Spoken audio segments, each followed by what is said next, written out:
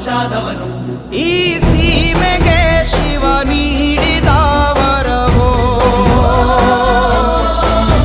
ಈ ಊರಿಗೆ ಇವಾಲದ ಮರವೋ,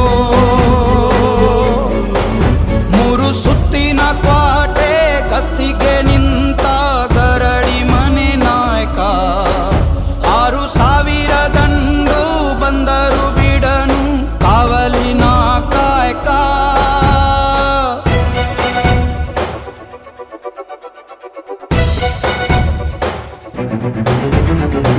ಏಳು ಏಳೆಡೆಯ ಸರ್ಪ ಬಂದು ಕುಂತೈತೋ ಯಪ್ಪ, ನಮ್ಮ ಹುಲಿಯೂರು ದುರ್ಗ ಕಾಯೋ ಕಂದ.